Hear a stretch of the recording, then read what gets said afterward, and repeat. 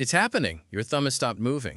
On screen, a six-legged creature made entirely of lasagna sheets, its googly eyes spinning independently as it declares in a robotic Italian accent. You should scroll away. Your brain screams, no, but your finger hits, share, you've become the virus. Welcome to peak Italian brain rot. Picture this, you're scrolling through Instagram Reels at 2 a.m., your thumb moving automatically through an endless stream of content. Suddenly, your screen fills with a grotesque creature that looks like spaghetti had a baby with a flamingo. Its eyes are comically large, its limbs unnaturally twisted, and a robotic voice declares in broken Italian, "Ciao, I'm a Giuseppe Linguine monster. Welcome to my pasta dimension." You should close the app. You should go to sleep. Instead, you watch 3 more. Welcome to the strange, hypnotic world of Italian brain rot, the internet's latest obsession that's simultaneously the most ridiculous and weirdly captivating trend to emerge from the depths of AI-generated content. It started innocently enough. Content creators, armed with increasingly sophisticated AI image and video generators, began experimenting with the most absurd prompts they could imagine. What if, they wondered, we created creatures that defy all logic, gave them Italian-sounding names, and made them speak in the most exaggerated accent possible? The result was pure chaos. Meet Roberto Mozzarella Dragon, a scaly beast whose wings are made of cheese and whose roar sounds suspiciously like Mamma Mia. Or perhaps you've encountered Francesca Ravioli Cat, a feline abomination whose fur appears to be made of pasta sauce and whose meow has been replaced by operatic Italian gibberish. These aren't just random images, they're carefully crafted fever dreams. Each creature exists in an uncanny valley between familiar and alien, Italian and universal, hilarious and deeply unsettling. The AI generators, fed with prompts mixing Italian stereotypes with impossible anatomy, churn out beings that look like they escaped from a Salvador Dali painting after a heavy meal at an Italian restaurant. But why brain rot? The term itself captures something essential about our digital age.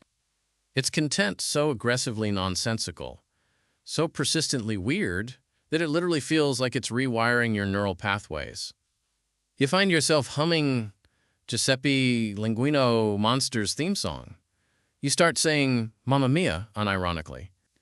You catch yourself wondering if spaghetti cats could actually exist. The genius, if we can call it that, lies in the perfect storm of elements. The AI visuals are just realistic enough to be unsettling, just absurd enough to be memorable.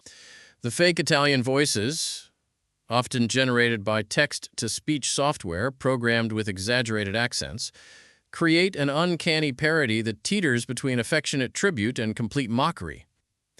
And the names combine Italian words with random objects in ways that sound almost plausible while being completely ridiculous. Social media algorithms, those mysterious puppet masters of our attention, have embraced Italian brain rot with the enthusiasm of a grandmother welcoming you to Sunday dinner. The content's bizarre nature makes it perfect for the platform's engagement-driven ecosystems. People don't just watch these videos, they share them, comment on them, create responses to them. TikTok users film their confused reactions. Instagram Reels creators attempt to one-up each other with increasingly elaborate creatures.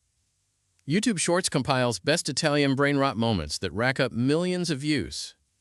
The content spreads like a digital virus, each new iteration slightly more absurd than the last. Beneath the surface absurdity, Italian brain rot represents something profound about our current moment. We're living in an age where, I can generate anything we can imagine, where the line between human creativity and machine output grows increasingly blurred. These creatures aren't just random, they're reflections of how we process cultural stereotypes, how we relate to technology, and how we cope with information overload through humor. The brain rot aspect isn't accidental.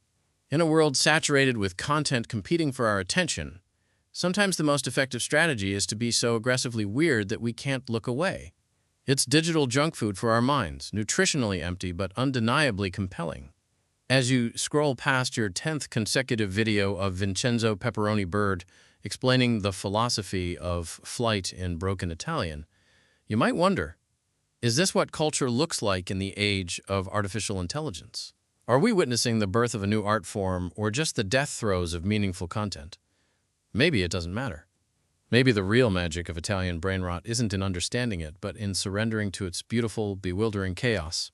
After all, in a world this strange, sometimes the most rational response is to embrace the absurd.